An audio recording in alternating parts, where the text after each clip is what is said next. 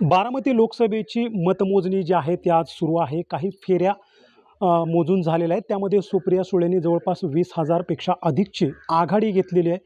कर्जत जामखेडचे आमदार रोहित पवार यांचे वडील राजेंद्रदादा आपल्याबरोबर आहेत. दादा, आत्तापर्यंत काही फेऱ्या जे आहेत ते मोजून झालेल्या आहेत. जवळपास 20,000हून अधिकची आघाडी सुप्रिया सुळेंनी घेतलेली आहे. पहिली प्रतिक्रिया काय? सुप्रियाताई यात नक्कीच विजय होणार आहेत, परंतु आपल्याला थोडंसं थांबावं लागेल.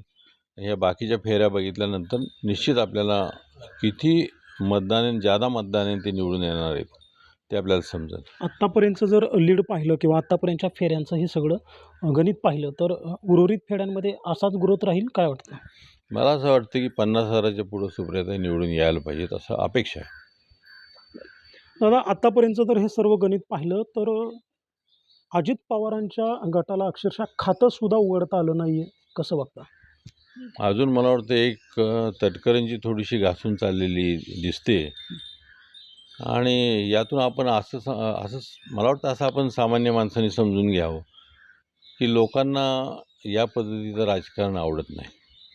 ज्या पद्धतीचं आणि ज्या पद्धतीने ते वेगळे झाले, ज्या पद्धतीने प्रचार झाला किंवा ज्या पद्धतीने त्यांनी साहेबांची साथ सोडली, हे मतदारांना बहुतेक आवडलेलं नाही दिसत. काय अजितदादांच्या घरातल्या कुरघोड्या बहुल्या असं म्हणावं लागेल हे निकाल पाहता? अजितांच्या घरातल्या कुरघोड्या कशा म्हणायच्या? हे घरातल्या कुरघोड्या नव्हत्याच, कारण त्यांनी जो निर्णय घेतला तो त्यांनी घर फोडलं, म्हणजे घर सोडून ते गेलेले आहेत.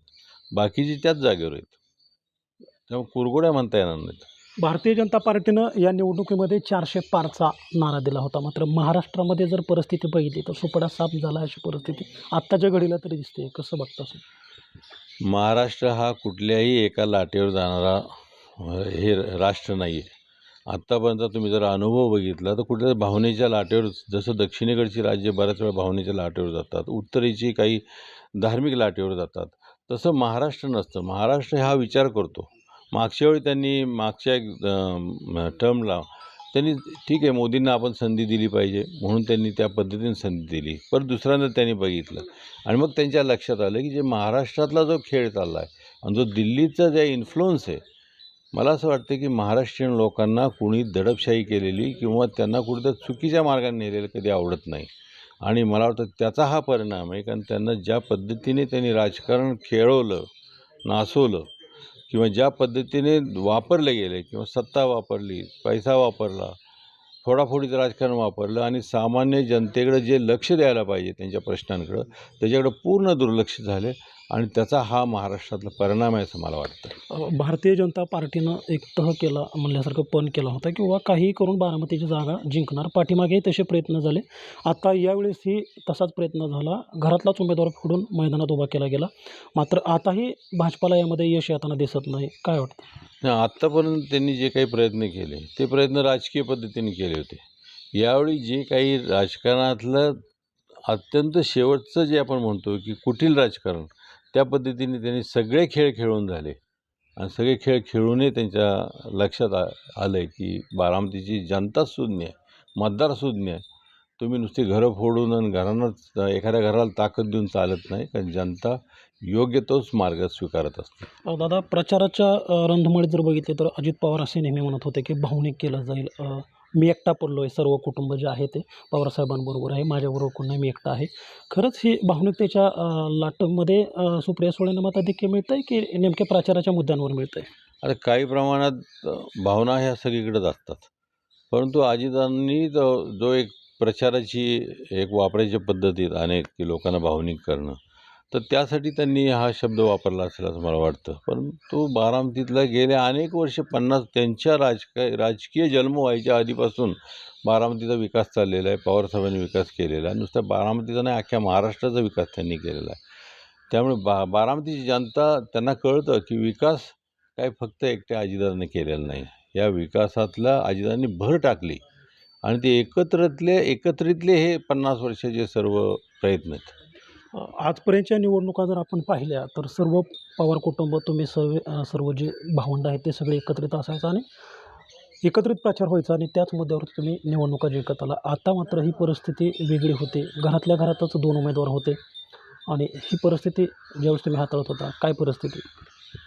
एकदा रणांगणावर आल्यानंतर तुम्हालाही माहिती आहे की आपण तिथं भावभावनांचा आणि नात्याचा विचार करून चालत नाही.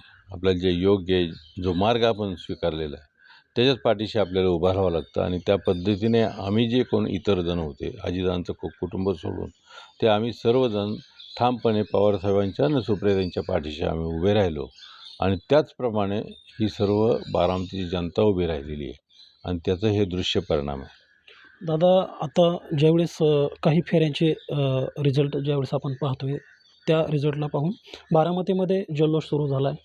संध्याकाळपर्यंत हीच परिस्थिती राहिली तर तुम्ही असं म्हणता की 50,000 प्लसने तरी सुप्रिया सुळे निवडून येतील, जल्लोष होईल. मग या जल्लोषात तुम्ही सहभागी व्हाल? म्हणजे मी प्रत्येक ठिकाणीच सांगतोय की तुम्ही नात्याचा जिथं प्रश्न येतो तिथं एका डोळ्यात आनंद आहे आणि एका डोळ्यात अश्रू आहेत. परंतु असं जरी असलं तर शेवट आपण जी सत्याची बाजू घेतली होती त्याचा तो विजय आहे. आणि तो विजय सामान्य कार्यकर्ते व्यक्त करत असतील तर आम्ही त्या विजयापासून, त्या आनंदापासून बाजूला जाऊ शकत नाही. दादा, शेवटचा प्रश्न. आजची ही राजकारणाची परिस्थिती पाहता राजकारण आणि कुटुंब नेहमी वेगळं असतं असं नेहमी पवार कुटुंब तुम्ही सगळे सांगत आला. भविष्यात काय वाटतं, अजित पवार तुम्ही सर्व एकत्र याल? नाही, मला माहीत नाही. परंतु आता विचारधाराच जर वेगळ्या असतील तर ज्याने त्याने आपापलं बघावं. पण हे निर्णय सर्व वरच्या लेवलचेच.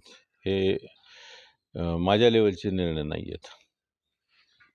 हे होते राजेंद्र पवार, ज्यांनी आपली परखड मतं जे आहेत ते आपल्याबरोबर या ठिकाणी मांडलेले आहेत. सुप्रिया सुळेंचा विजय हा निश्चित आहे आणि जवळपास 50,000 प्लसने सुप्रिया सुळे विजय होतील असा विश्वास देखील त्यांनी आपल्याबरोबर व्यक्त केला आहे. देवा राखुंडे, NDTV मराठी, बारामती.